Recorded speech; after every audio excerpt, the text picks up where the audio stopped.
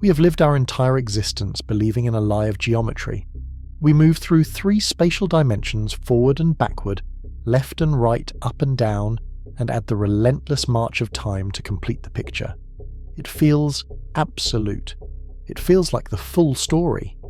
But beneath the surface of this tangible reality, the equations of physics are screaming that this is not enough.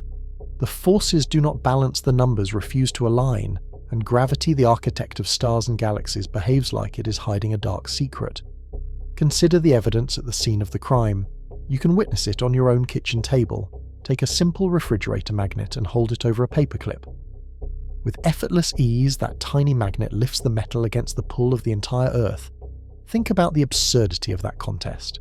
The entire mass of our planet, every mountain, every ocean, every layer of iron and rock is pulling down, yet it is overpowered by a piece of magnetized metal no larger than a coin.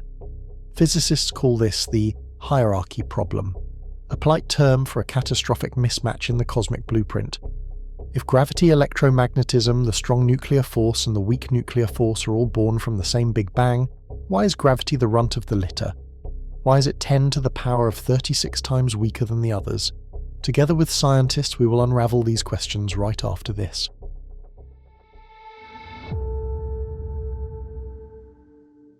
The Cosmic Noir investigation suggests a chilling answer. Gravity is not weak, it is simply not here. Imagine a shout in an open field. The sound dissipates, growing fainter with distance.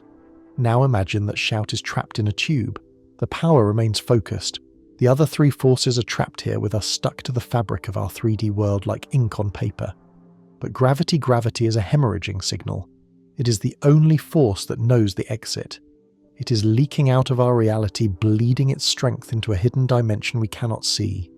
What we feel as weakness is merely the diluted echo of a titan that is shouting into a void far vast than our senses can comprehend.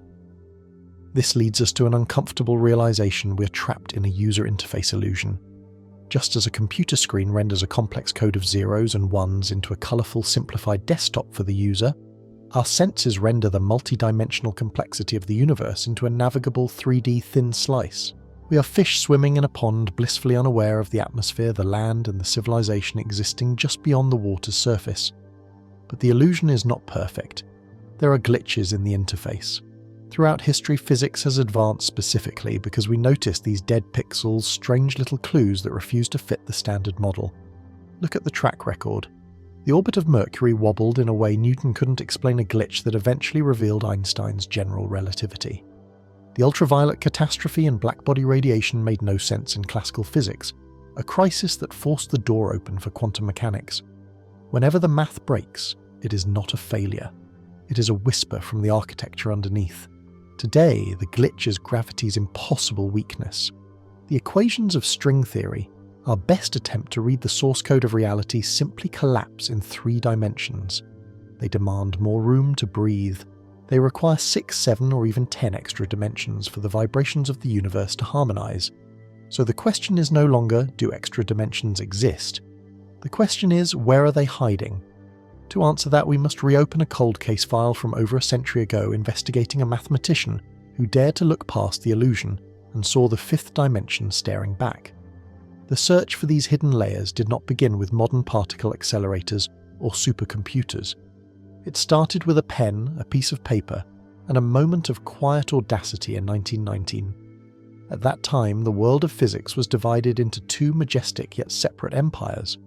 On one side stood Albert Einstein, who had just revolutionized our understanding of the cosmos by revealing that gravity was not a force, but the curvature of space and time itself. On the other side stood James Clerk Maxwell, whose equations governed the dancing interplay of electricity and magnetism. These 2 frameworks were the pillars of reality, yet they refused to speak to each other. They were mathematically incompatible, describing 2 different universes that somehow occupied the same space. Then came Theodore Kaluza, an obscure Polish mathematician who dared to ask a question that must have sounded like madness to his contemporaries. He looked at Einstein's equations, the masterwork of the era, and essentially asked, what if I just add another column to the matrix? What if the universe has 5 dimensions instead of 4? It was a gamble of pure abstraction. Kaluza had no experimental evidence, no strange sensor readings, nothing but an intuition for symmetry. He took the four-dimensional spacetime of general relativity and expanded it into a five-dimensional manifold. To make this work physically, he applied what is now known as the cylinder condition, a mathematical constraint assuming that while this fifth dimension exists, nothing changes as you move along it. It was a ghost dimension, present but invariant. When Kaluza cranked the handle of this new mathematical machine, something miraculous happened. The five-dimensional equations naturally split apart. One set of terms reproduced Einstein's gravity perfectly, but there were leftover terms, scraps of geometry that had seemingly nowhere to go. When Kaluza examined these leftovers, he realized they weren't junk. They were unmistakably Maxwell's equations of electromagnetism. This was the smoking gun of theoretical physics. By simply adding a dimension, Kaluza had unified the two great forces of nature. He hadn't forced them together. They had fallen out of the geometry naturally, as if they had always been two sides of the same five-dimensional coin. The implication was staggering. Electromagnetism wasn't a separate force. It was just gravity rippling in the fifth dimension.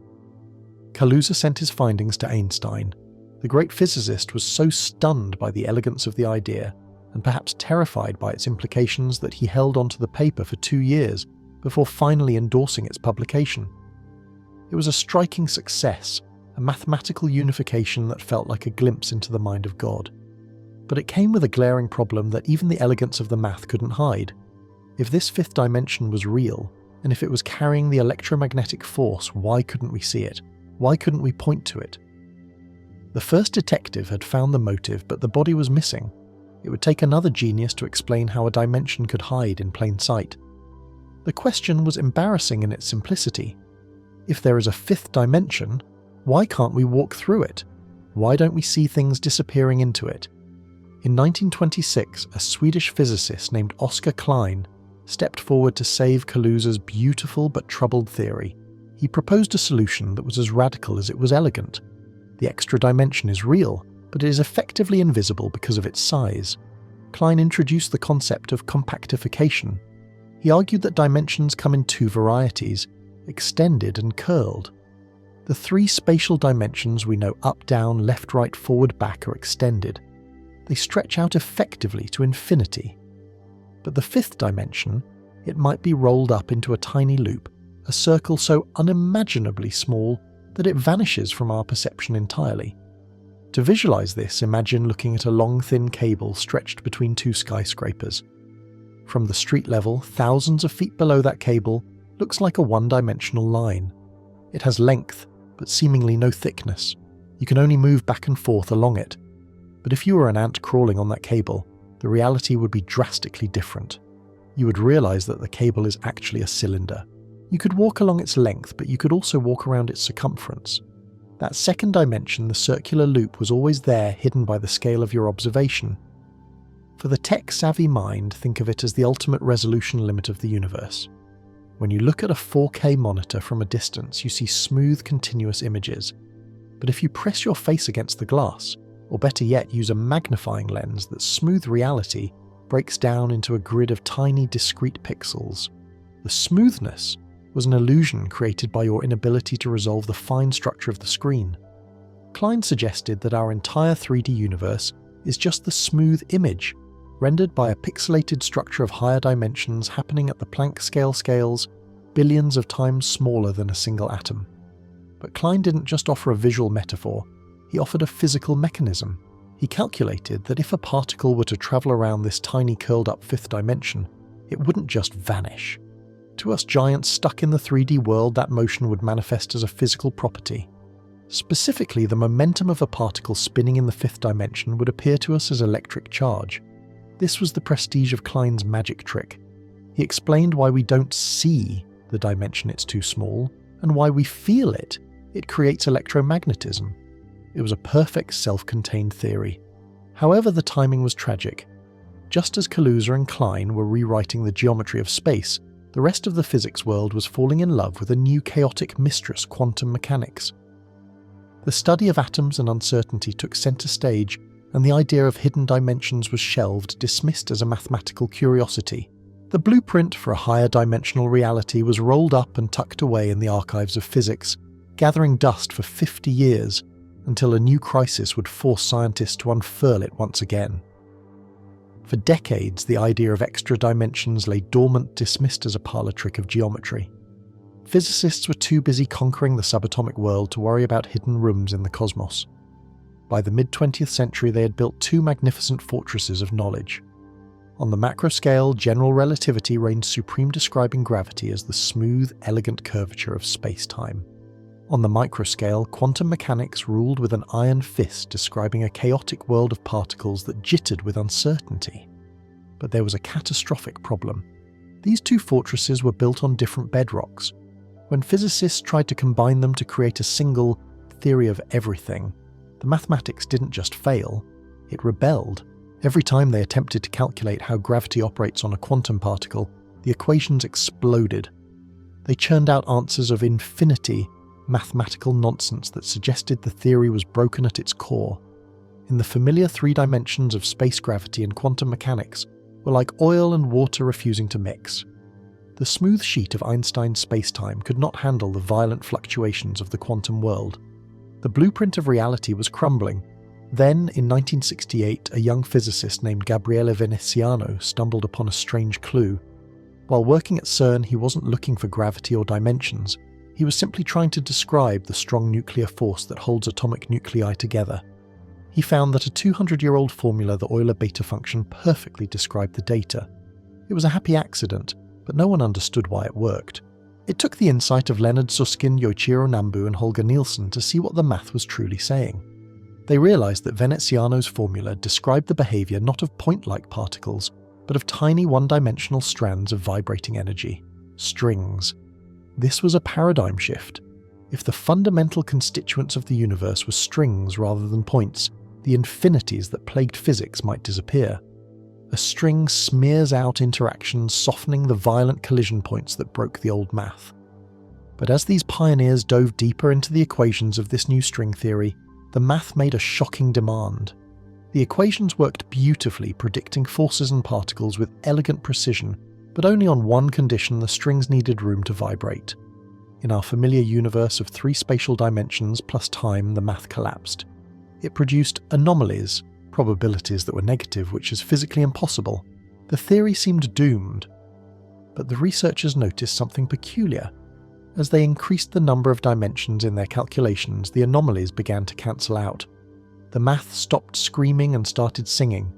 In the original version of the theory, the equations only balanced if the universe had 26 dimensions. Later, when the theory was refined to include matter, particles superstring theory, that number settled on 10. This was the mathematical rebellion. The equations were telling the physicists that their perception of reality was wrong. Scientists didn't invent extra dimensions because they wanted to. The math grabbed them by the collar and forced them to accept it. To save the laws of physics, to stop the universe from collapsing into mathematical gibberish, we had to surrender our intuition. We had to admit that the three dimensions we see are just a fraction of the stage upon which reality plays out. If the math demanded extra dimensions to breathe, the next logical question was, what do they look like? For a long time, physicists clung to Oscar Klein's simple image of a tiny circle, a garden hose loop. It was neat, safe, and easy to visualize. But as string theory evolved, the equations revealed that the hidden architecture of the universe is far more terrifying than a simple loop. It is a labyrinth. To accommodate the complex vibrations of superstrings, the 6 extra dimensions must be folded into a specific hypercomplex shape, known as a Calabi-Yau manifold. Imagine holding a sheet of paper. You can crumple it into a ball, creating a complex 3D shape from a 2D surface. Now imagine doing that with 6 dimensions of space-time twisting and folding them into a knot so tight that it exists at every single point in our universe, yet remains smaller than a subatomic particle. This is the geometric dungeon in which the true laws of physics are written. If you could shrink yourself down to the Planck scale 1 billion times smaller than a proton and enter one of these manifolds, you would find yourself in a hall of mirrors constructed by a mad architect. In this space, there are no straight lines. The geometry is so convoluted that if you fired a beam of light forward, it would fracture and loop back to hit you from behind. Directions like left or up lose all meaning. It is a six-dimensional prison of endlessly twisting planes where space itself is knotted into a configuration that traps energy. But this dungeon is not just a passive decoration, it is the machine code of reality. This is where the survival of our universe is determined. According to string theory, the tiny strings that make up everything matter, light forces are vibrating inside these cramped geometric shapes. Think of the Calabi-Yau manifold as the body of a cosmic guitar, and the strings as well strings. The shape of a guitar body determines how the sound resonates. A large hollow body produces a deep acoustic sound. A solid body produces a sharp electric sustain. In the same way, the precise geometry of the hidden dimensions determines how the strings vibrate, and those vibrations are the particles we see. If a string vibrates one way, we see an electron. If it vibrates another way, we see a photon or a quark. The mass of the electron, the strength of electromagnetism, the exact value of the gravitational constant. None of these are random numbers. They are dictated by the number of holes, the curvature of the twists, and the topology of this hidden, six-dimensional shape. This means that the physics we experience in our vast three-dimensional world is merely the music produced by the shape of the instrument hidden in the basement. If the Calabi-Yau manifold had a slightly different shape, say one more hole, or a tighter twist, the music would change. Electrons might become heavier, gravity might become repulsive, atoms might never form, and here lies the true horror of the system. The math of string theory does not provide a single unique shape for these dimensions. It offers a landscape of possibilities approximately 10 to the power of 500 different Calabi-Yau shapes. Each shape represents a different possible universe with different laws of physics. We are living in just one specific geometric configuration, one specific dungeon layout out of a number so large it effectively means infinity. The blueprint of reality is not a solid foundation. It is a shifting, twisting kaleidoscope of geometry, and we are merely the projection of its current shape. By the mid-1990s, the geometric dungeon of tiny curled-up dimensions was the accepted dogma.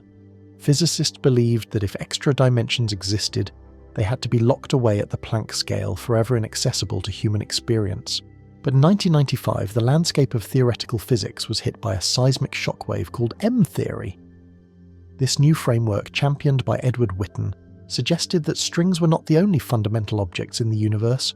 There were also higher dimensional membranes, or branes for short.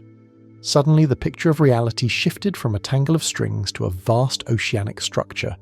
And in 1998, three physicists, Nima Arkani, Hamed Savas-Dimopoulos, and Gia Dvali, known collectively as ADD, proposed a scenario that turned the old Kaluza-Klein idea on its head.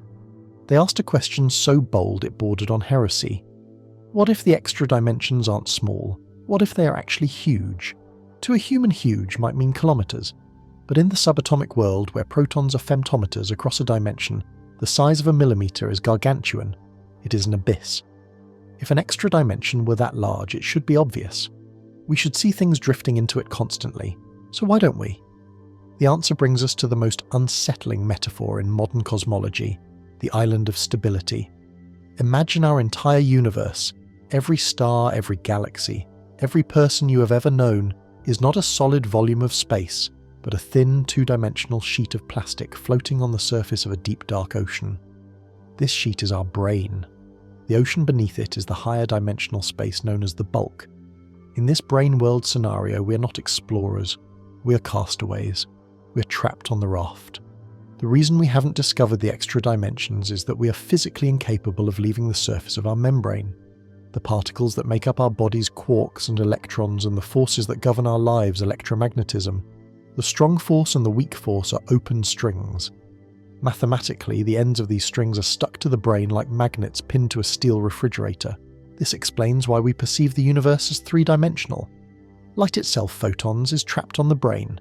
When you look into a telescope, you aren't looking out into the true universe. You are merely scanning the surface of the raft. We are effectively flatlanders, crawling across a surface completely blind to the monstrous depth of the bulk that lies just a fraction of a millimeter away from our noses. This realization transforms our cosmic status. We are not the center of geometry. We are a localized anomaly, a smudge of biology and matter clinging to a slippery interface. And while we are stuck here, glued by the laws of quantum mechanics to our 3D prison, there is one entity that is not bound by these rules. One entity that can slip the bonds of the raft and dive into the cold waters of the bulk. That entity is gravity. If we are prisoners on a raft floating on a hyperdimensional ocean, then gravity is the only thing that knows how to swim. This unique ability is the central pillar of the large extra dimension models, and it offers a mechanical explanation for the hierarchy problem that is as brilliant as it is unsettling. The physics of this escape plan relies on the fundamental difference between the forces that build us and the force that anchors us. According to string theory, the particles that make up matter quarks and electrons, and the particles that carry the electromagnetic strong and weak forces are all open strings. Imagine them as tiny snippets of thread. Crucially, these strings have two endpoints. The mathematics of the theory dictates that these endpoints must remain attached to the brane. They are sticky. Like Velcro hooks caught in the fabric of a carpet, the ends of an open string are physically locked onto our three-dimensional slice of space. This is why light cannot escape into the bulk. The photon is an open string tethered to the raft by its very geometry. But gravity is different. The graviton, the theoretical particle that carries the gravitational force, is predicted to be a closed string. It has no endpoints. It is a perfect vibrating loop of energy. Because it has no sticky ends to anchor it to the brane, the graviton is not bound by the confinement rules that trap the rest of the universe. It is free to detach. This structural freedom allows gravity to wander away from our 3D world and drift into the forbidden volume of the bulk.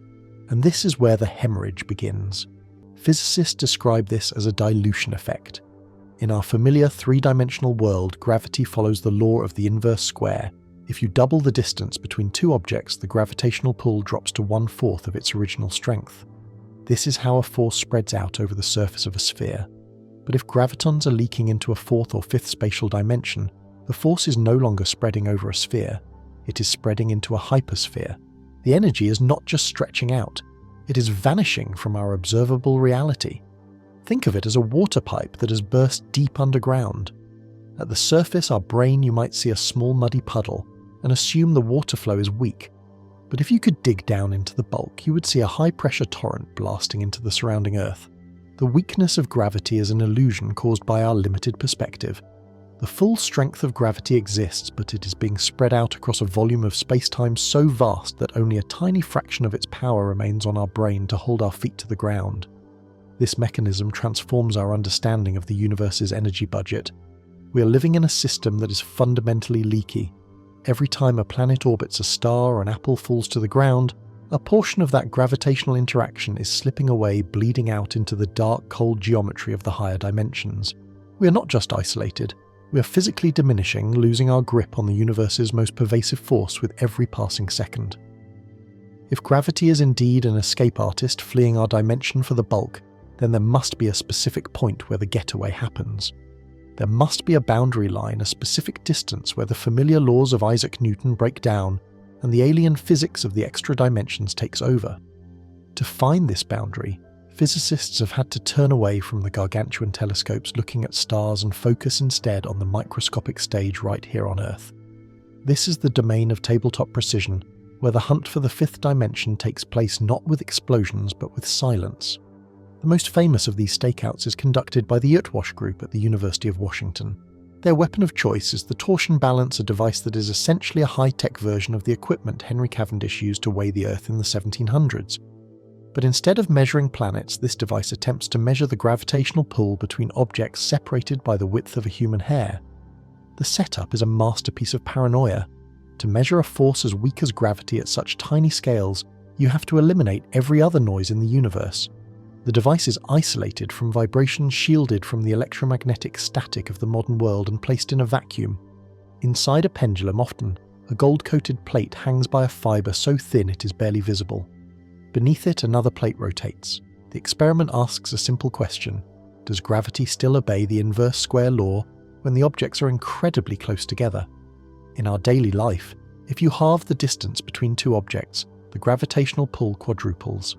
But theoretical models like ADD predict that at the scale of the extra dimensions, perhaps a millimetre or less gravity should suddenly behave differently.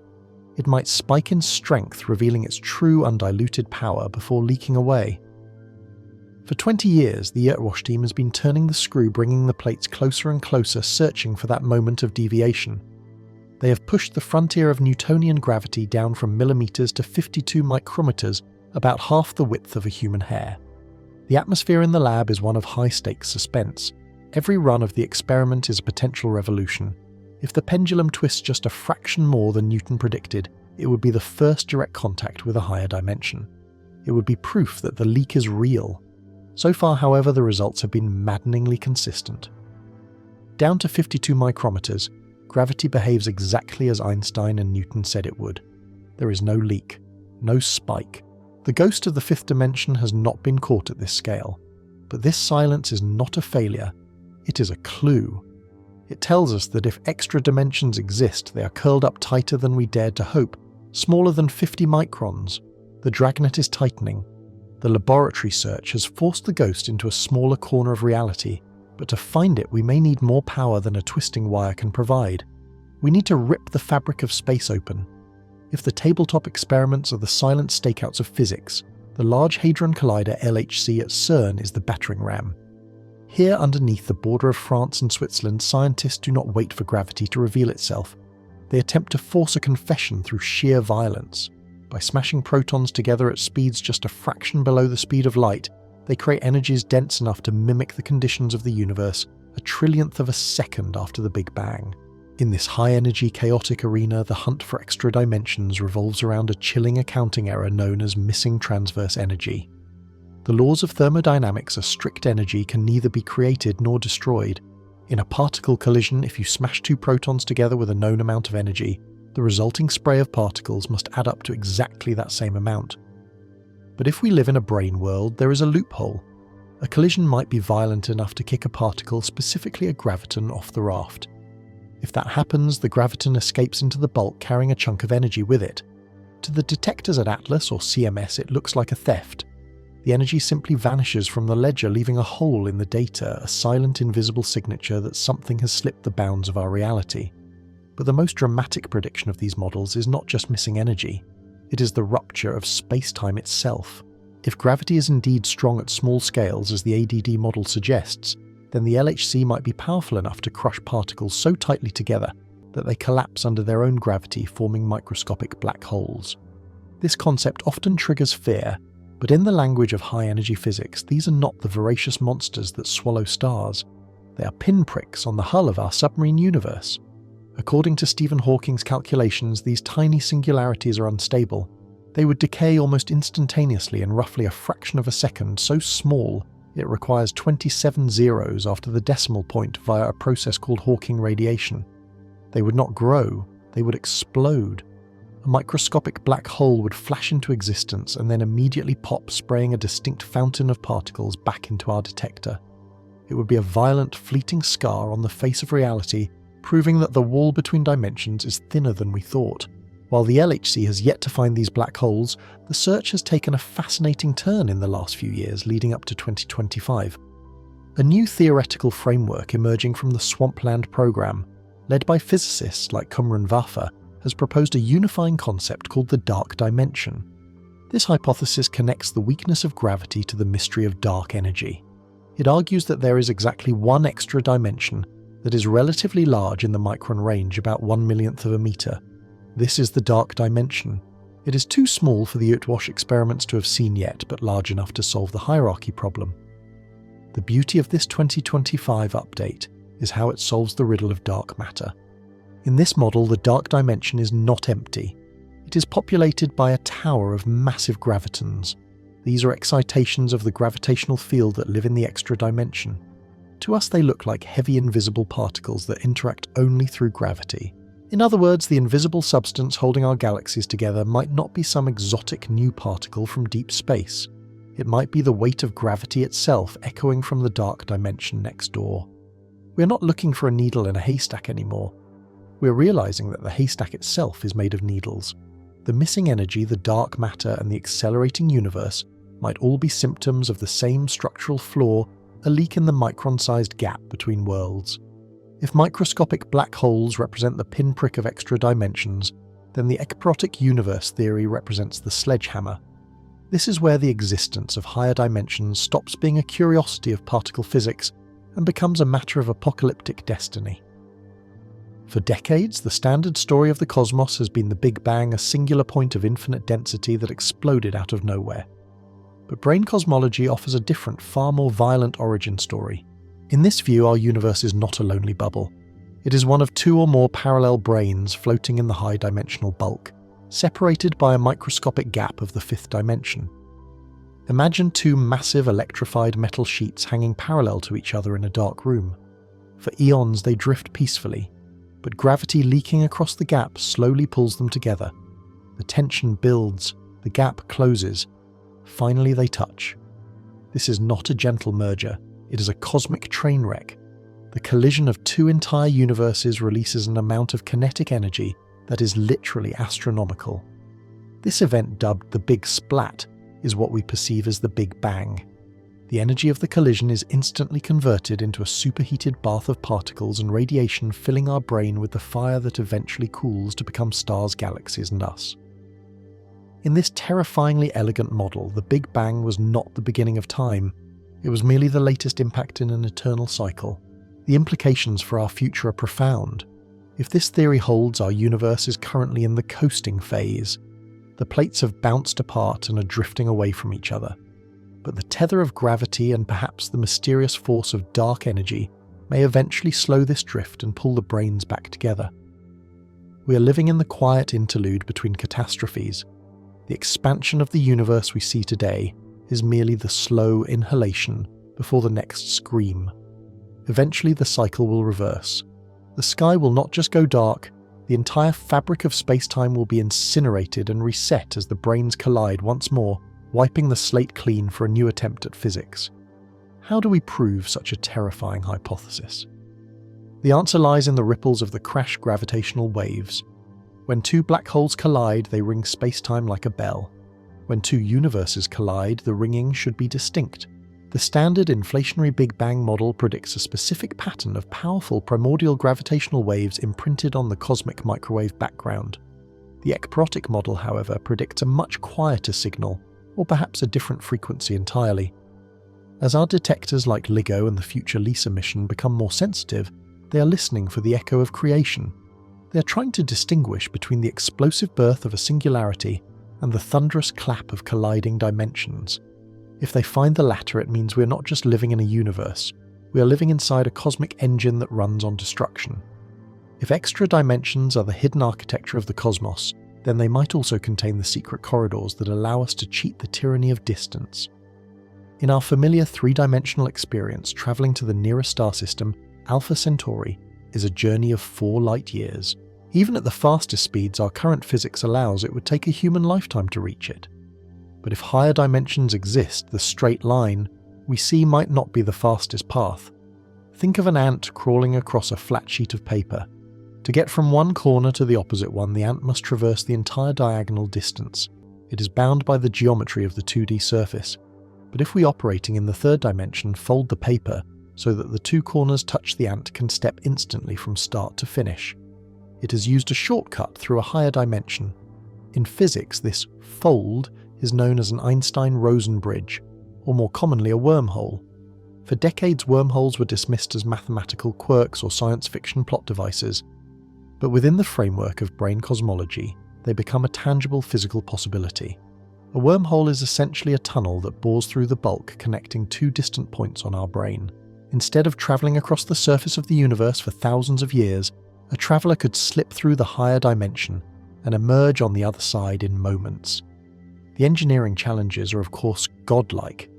Keeping such a tunnel open would likely require exotic matter with negative energy density to push against the crushing weight of gravity. We are centuries, perhaps millennia away from harnessing such power, but the mere fact that the math allows it changes our perspective on the future of our species. If we can one day learn to manipulate these extra dimensions, we would not just be exploring the universe, we would be hacking it. We could bypass the speed of light limit, communicate instantly across galaxies, or tap into the limitless energy of the bulk itself. The geometric dungeon that currently traps us could eventually become our subway system. The walls of reality are thick, yes, but we have found the blueprints that show us where the doors might be. If the journey into extra dimensions has felt like a descent into a rabbit hole, this final realization is where the bottom drops out completely. We began by searching for a way to explain why gravity is weak or how forces unify. We ended up with string theory, a framework of unparalleled elegance. But when physicists finally solved the equations to see what kind of universe this theory predicts, they didn't get one answer. They got 10 to the power of 500. That is a 1 followed by 500 zeros. This number arises because there are that many ways to fold the 6 extra dimensions into a Calabi-Yau shape. Each fold creates a different vibration for the strings. In one version, electrons might be heavy as bowling balls.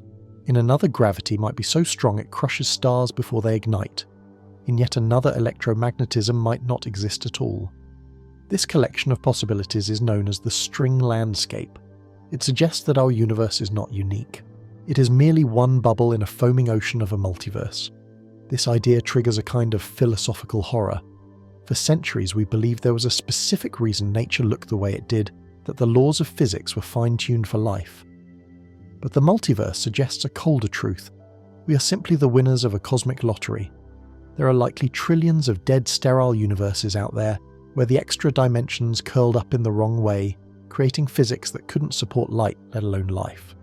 We exist in this specific version not because it was designed for us, but because it is one of the few places where we could exist. We are here simply because we are not there. So where does this leave us?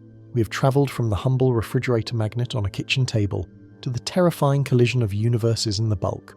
We have traced the fingerprints of a 5th dimension through the equations of Kaluza, the curled geometries of string theory, and the violent smashing of protons at CERN.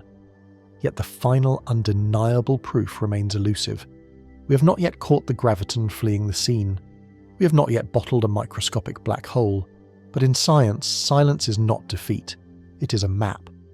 Every experiment that comes back empty doesn't end the story. It sharpens it. It tells us where the extra dimensions are not guiding us closer to where they are. We are narrowing the search, cornering the ghost into the last few hiding spots left in the laws of physics. The story of extra dimensions forces us to confront the most humbling possibility of all, that our senses are liars. For our entire history, we have assumed that the world we see, the thin slice, is the world that exists. But the math keeps screaming that we are wrong. We are like fish swimming in a pond, unaware that the ripples on the surface are caused by rain falling from a sky we cannot conceive. The final question then is not whether these dimensions exist. The evidence from gravity, quantum mechanics, and cosmology converges too strongly to ignore. The question is whether we are clever enough to build the tools to finally break the glass of our tank. We have spent thousands of years studying the shadows on the wall. Now for the first time, we're ready to turn around and face the object casting them. The search for extra dimensions is not just about understanding gravity, it is about waking up to the true size of reality. Our journey from the humble pull of a refrigerator magnet to the terrifying scale of colliding universes reveals a singular, humbling truth. Reality is far vaster than our intuition suggests. For millennia, we have mapped the 3 dimensions of our immediate experience, believing they constituted the entire stage. But the persistent anomalies of gravity, the elegant demands of string theory, and the whispers from the quantum realm suggest otherwise, that we have been living merely in the shadows of a much grander structure.